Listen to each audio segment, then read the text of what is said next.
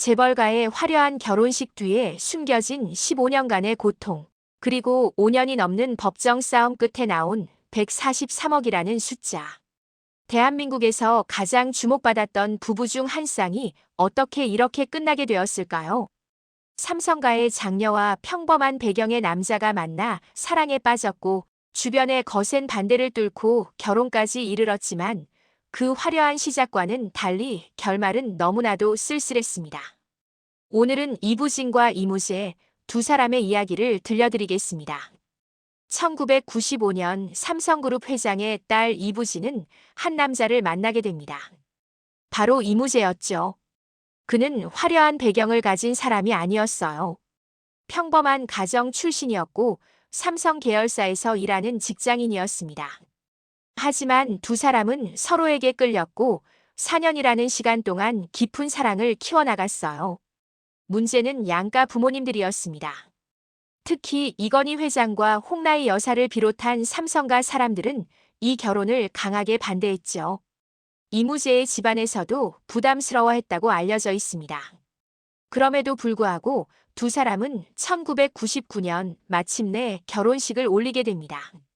당시 언론에서는 세기의 결혼이라고 표현할 정도로 큰 화제를 모았어요.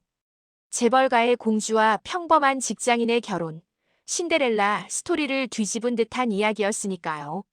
신혼집은 강남에 마련되었고 겉으로 보기에는 모든 게 완벽해 보였습니다. 하지만 결혼 생활 1년이 채 지나지 않아서부터 문제의 징후들이 나타나기 시작했어요. 이무재가 삼성가 안에서 상당한 스트레스를 받고 있다는 소문이 돌기 시작한 겁니다. 왜 그랬을까요? 당시 삼성가의 다른 사위들을 보면 이해가 되실 거예요. 이부진의 동생 이서연의 남편인 김재열은 이재용의 대학 동창이었고 동아일보 명예회장의 둘째 아들이라는 배경을 가지고 있었습니다. 이재용의 당시 부인이었던 임세령은 대상그룹 회장의 맏딸이었죠. 모두가 비슷한 수준의 집안 출신이거나 특별한 연주를 가진 사람들이었던 거예요. 반면 이무재는 달랐습니다. 특별한 배경도 없었고 연줄도 없었어요. 자연스럽게 그는 가족 모임에서 위축될 수밖에 없었고 점점 그런 자리를 피하게 되었다고 합니다.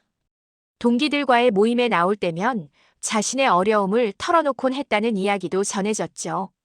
삼성가라는 거대한 울타리 안에서 그는 점점 작아지고 있었던 겁니다. 결혼 다음 해인 2000년 이건희 회장은 이무재에게 미국 유학을 권유했습니다. MIT 경영대학원에서 MBA를 받으라는 거였죠. 보통 사람들 눈에는 재벌 사위가 받는 당연한 혜택처럼 보였을 거예요. 하지만 이무재 본인의 입장은 달랐습니다. 그는 나중에 인터뷰를 통해 충격적인 고백을 했어요. 영어를 거의 할 줄 몰랐던 자신이 미국으로 가게 된 건 순전히 장인 어른의 명령을 거절할 수 없었기 때문이라고요. 법과도 같은 이건희 회장의 말씀을 어길 수 없었다는 겁니다. 더 놀라운 건 그 다음 이야기입니다. 유학 준비 과정이 너무나 힘들어서 극단적인 선택까지 생각했다고 털어놓았거든요. 재벌 사위라는 겉으로 보이는 화려함 뒤에 얼마나 큰 고통이 숨어 있었는지 알 수 있는 대목이죠. 그럼에도 그는 미국으로 건너갔고 MIT에서 학위를 마쳤습니다. 2005년 1월 미국에서 돌아온 이무재는 삼성전기로 자리를 옮기게 됩니다. 기획팀에서 시작해서 상무 전무를 거쳤고 2012년에는 부사장까지 올랐어요. 같은 시기 이부진도 경력을 쌓아가고 있었습니다. 2009년까지 호텔 신라에서 상무와 전무를 지냈고 2010년에는 삼성에버랜드 경영전략 담당 전무로 일했죠. 이후 호텔 신라 사장이 되어 회사를 이끌게 됩니다. 두 사람 모두 국내 최고 재벌가의 일원으로서 각자의 자리에서 성공적인 커리어를 쌓아가고 있었어요. 외부에서 보기에는 완벽한 커플이었습니다. 하지만 집안에서는 어땠을까요? 실제로는 두 사람의 결혼 생활에 대해 알려진 게 거의 없었어요. 재벌가의 사생활이니만큼 철저히 가려져 있었던 거죠. 그런데 2014년 10월 충격적인 소식이 전해졌습니다. 이부진이 이무제를 상대로 이혼 조정 신청과 아들의 친권자 지정을 법원에 요청한 거예요. 15년간의 결혼 생활이 법정으로 향하게 된 순간이었죠. 더 놀라운 사실은 그 과정에서 밝혀졌습니다. 두 사람이 이미 2007년부터 별거를 해왔다는 거였어요. 겉으로는 부부였지만 실제로는 7년 넘게 따로 살고 있었던 겁니다. 이혼 사유로는 성격 차이가 언급되었지만 구체적인 내용은 더 복잡했어요. 이부진 측의 주장을 보면 이무제가 회사 일을 핑계로 2달에 한 번 정도만 집에 들렀다고 했습니다. 가정에 너무 소홀했다는 거죠. 게다가 잦은 음주와 좋지 않은 술버릇 때문에 고통받았다고도 주장했어요. 이에 대해 이무제 측은 반박했습니다. 업무상 필요한 자리에만 참석했을 뿐이고 가정을 소홀히 한 적이 없다는 입장이었죠. 2014년 10월부터 2015년 초까지 법원에서는 2차례의 조정 절차가 진행되었습니다. 하지만 양측의 입장 차이는 좁혀지지 않았어요. 결국 이부진은 정식으로 이혼 소송을 제기하게 됩니다. 본격적인 법정 다툼이 시작된 거죠. 1년간의 심리를 거쳐 2016년 1월 수원지법 성남지원에서 첫 판결이 나왔습니다. 법원은 두 사람이 이혼하는 것이 합당하다고 판단했고 아들의 친권과 양육권은 이부진에게 주었어요. 이부진 측은 판결에 긍정적인 반응을 보였지만 이무제는 달랐습니다. 가정과 아이를 지키고 싶다며 강한 의지를 드러냈죠. 그리고 이때까지만 해도 그는 재산 분할에 대해서는 생각하지 않는다고 말했습니다.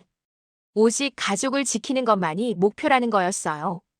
이무제가 제출한 항소 이유서에는 가슴 아픈 내용이 담겨 있었습니다. 아들과 면접 교섭을 하면서 있었던 일을 적은 건데요. 아들이 태어나서 처음으로 라면을 먹어봤다는 겁니다. 그리고 그제야 일반 사람들이 라면을 얼마나 좋아하는지 알게 되었다고 했어요. 떡볶이 같은 평범한 음식들이 누구나 즐겨 먹는 맛있는 음식이라는 걸 그때 처음 깨달았다는 거죠. 아들이 이미 많은 걸 누리며 살고 있지만 자신은 아빠로서 보통 사람들의 삶을 가르쳐주고 싶다고 했습니다. 어려운 사람을 돌볼 줄 아는 균형 잡힌 가치관을 심어주고 싶다는 내용이었어요.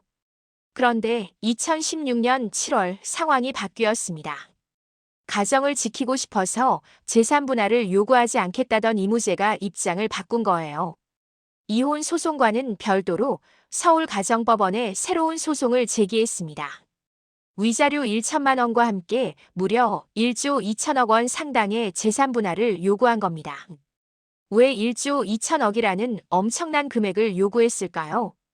당시 이부진의 전체 재산이 약 2조 5천억 원으로 추정되었거든요.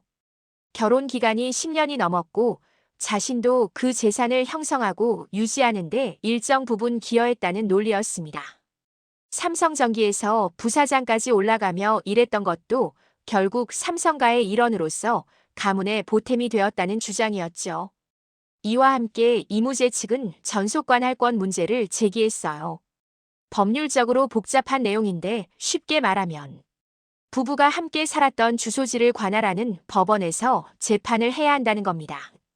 또는 마지막으로 함께 살았던 곳에 한 사람이라도 계속 살고 있다면 그 지역 법원에서 진행되어야 한다는 것이죠. 이 문제 제기가 받아들여지면서 큰 변화가 생겼습니다. 수원지법은 1심 판결을 취소했고 사건을 서울가정법원으로 이관시켰어요. 이부진의 1심 승소가 무효가 된 겁니다. 더 충격적인 건 모든 절차가 2년 전으로 되돌아가서 처음부터 다시 시작해야 한다는 거였죠. 법정 싸움이 장기전으로 접어든 순간이었습니다. 2017년 7월 서울가정법원에서 새로운 1심 판결이 나왔습니다. 양측의 주장은 여전히 평행선을 달렸지만 판결 내용은 이전과 크게 다르지 않았어요. 이혼은 인정되었고 자녀의 친권자와 양육자는 이부진으로 지정되었습니다. 다만 재산분할 부분에서는 구체적인 금액이 나왔어요. 법원은 이부진에게 86억 원을 이무제에게 지급하라고 판결했습니다. 1조 2천억 원을 요구했던 것에 비하면 턱없이 적은 금액이었죠.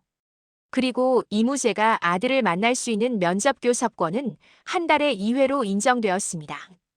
이부진 측은 재판부의 현명한 판단에 감사한다며 만족스러운 반응을 보였어요. 반면 이무재 측은 면접 교섭 횟수와 재산 분할 금액에 대해 불만을 표시하며 항소 의사를 밝혔습니다. 싸움은 계속되었죠. 2018년 이무재 측은 또 다른 카드를 꺼내 들었습니다. 재판부 교체 신청을 낸 거예요. 이유는 뭘까요? 담당 재판부가 삼성 측과 가까운 관계일 수 있어서 공정한 재판이 이루어지지 않을 것 같다는 주장이었습니다. 하지만 서울고등법원은 이 신청을 기각했어요. 재판이 불공정하게 진행될 우려가 없다는 판단이었죠. 포기하지 않은 이무재 측은 대법원에 재판부 변경 허가 신청서를 다시 제출했습니다. 그리고 결국 새로운 재판부가 구성되어 심리에 들어갔어요. 2019년 드디어 항소심 판결이 열렸습니다. 과연 결과는 어땠을까요?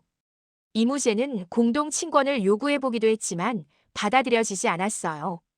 이혼 자체는 인정되었고 친권과 양육권 역시 이부진에게 주어졌습니다. 1심과 다르지 않았죠. 하지만 재산 분할 금액에서 변화가 있었습니다. 법원은 1심 판결 이후 시간이 흐르면서 이부진의 재산이 더 증가했다는 점을 고려했어요. 그래서 지급액을 86억 원에서 141억 원으로 올렸습니다. 약 55억 원이 더 늘어난 거죠. 그리고 아들을 만날 수 있는 면접 교섭권은 한 달에 2회에서 4회로 늘어났습니다. 이무재 측은 여전히 불만족스러웠어요. 우리 입장과 다른 부분이 많아 의문이라며 대법원에 상고했습니다. 하지만 대법원은 상고를 기각하고 원심을 확정했어요. 더 이상 뒤집을 방법이 없었던 겁니다. 1995년 만나서 4년간의 연애 끝에 1999년 결혼했던 두 사람. 주변의 반대를 이겨내고 함께했지만 결혼 21년 만에 법적으로 완전히 남남이 되었습니다. 5년 3개월이라는 긴 이혼 소송 끝에 내려진 최종 금액은 141억 원.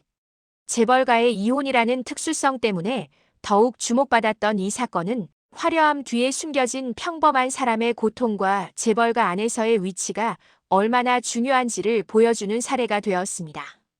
세기의 결혼으로 시작했지만 세기의 이혼으로 끝난 두 사람의 이야기. 그 안에는 사랑, 고통, 좌절, 그리고 각자의 선택이 담겨 있었습니다.